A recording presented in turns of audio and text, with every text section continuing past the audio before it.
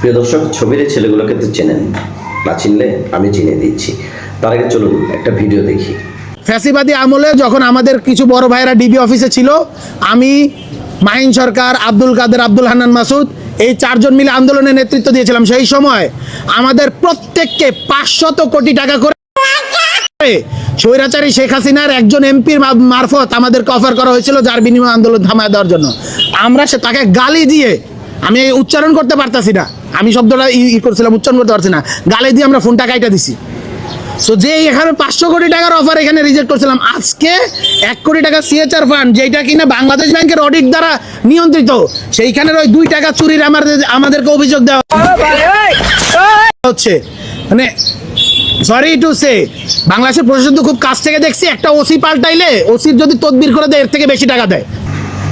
দেখলেন, রিফাত রশিদ বর্তমান এনসিপিতে যুগ্ম সচিব হিসেবে আছেন। হাসিবুল ইসলাম, তাকে তো চেনেন, সে মেট্রোর পোড়ায় দিতে চাইছিল, পুলিশ হত্যাকারী স্বীকার করছে। এবং আরেকজন মইনুল ইসলাম, তারা এই টাকা ভাগাভাগি, টাকা নেওয়ার সাথে জড়িত। মূল প্রশ্নে আসি, গণভোটের হাত প্রচারণা, পিছনে 1 কোটি টাকা। প্রশ্ন একটাই, এই টাকা আসলো কোথা থেকে আর গেল কোথায়? টাকা দিয়েছে বাংলাদেশ ব্যাংক, কিন্তু গণভোট প্রচারের টাকা দেওয়া কোনো ব্যাংকের এখতিয়ার মধ্যে পড়ে? কত টাকা শুনবেন, শুনে টাসকি খাইয়া পড়বেন। হাজার বা লাখ টাকা নয়, শুনতেছে 1 কোটি টাকা পেয়েছে, তাদের চাহিদা ছিল 12 কোটি টাকা। ফাঁস হলো কীভাবে জানেন? সিনথিয়া জাহিন নামে তখন এদের এক পার্টনার ছিল বা সমন্বয়ক ছিল। ধারণা করা হচ্ছে টাকা ভাগাভাগি হয়, বনিবনা হয়নি বা টাকার ভাগ না হওয়াতে গতকাল সংবাদ সম্মেলন করেছে, প্রথম আলোতে লিড নিউজ করেছে। তার মানে ভাগাভাগিতে গ্যাঞ্জাম হওয়াতে তথ্য ফাঁস, নাহলে আমরা জানতেই পারতাম না। স্যাড নামে একটা সংগঠন বানিয়ে টাকাটা নেওয়া হয়। প্রথমে বড় পরিকল্পনা ছিল, প্রায় 12 কোটি টাকার ক্যাম্পেইন, 1-2 টাকা না, 12 কোটি টাকা। পরিকল্পনা ছিল কি জানেন? Concert, online campaign, door to door প্রচারণা, জেলা পর্যায়ের ক্যাম্পেইন।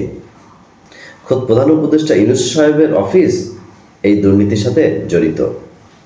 এখন প্রশ্ন হচ্ছে, সেই বড় ভাই কারা কারা? দুদকের তদন্ত হওয়া দরকার।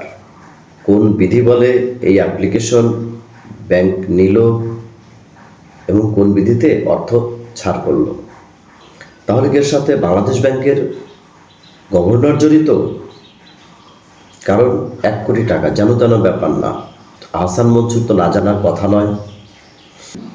এখন প্রশ্ন উঠতেছে, তাহলে এই বৈষম্য বিরোধী ছাত্ররা কি কি অপকর্ম করেছে? প্রশ্ন উঠতে এখন বলতেছে এটা নিয়ে অডিট হয়েছে। তাহলে অডিট ফার্মও কি এই দুর্নীতির সাথে জড়িত? অডিট ফার্ম কিভাবে এই অডিট ফার্ম কেন আপত্তি তুলল না যে এই অর্থ গণভোটের জন্য দেয়া যাবে না? কারণ গণভোটে তো তারা আবার বলেছে এটা হা ভোট ক্যাম্পেইনের জন্য টাকাটা নিয়েছে। গণভোট কি শুধু হায়ের জন্য? গণভোট তো নাও অপশনও ছিল। তাহলে পক্ষপাতদুষ্ট একটা কাজের জন্য বাংলাদেশ ব্যাংক কেন এই টাকাটা দিবে? নাম্বার 1। নাম্বার 2, এই টাকাটা দেওয়ারই এখতিয়ার নেই। শেষ করব, আজকের শিশুই নাকি আগামী দিনের ভবিষ্যৎ, বা ছাত্ররাই নাকি আগামী দিনের ভবিষ্যৎ হয়। তাহলে একটি প্রজন্মকে ধ্বংস করে দিল না ডক্টর মোহাম্মদ ইউনূস? কারণ দেখেন, ছাত্র সত্যি যদি দেশের ভবিষ্যৎ হয়, তাহলে তাদের উদ্দেশ্য কী ছিল? ক্লাসে যাওয়া, বই পড়া, কিন্তু তারা ক্লাসে না গিয়ে ক্যাশ ফ্লোতে গিয়েছে। রাজনীতি আসবে যাবে, কিন্তু একজন ছাত্রের ক্যারিয়ার একবার হারিয়ে গেলে সেটা আর অডিট ফাইল দিয়ে ফেরত আসে না। এই গল্পটা কি শুধু একটি গণভোটের প্রচারণা, নাকি এটা বাংলাদেশের ছাত্র রাজনীতি ও ভবিষ্যৎ নির্মাণের বাস্তবতা?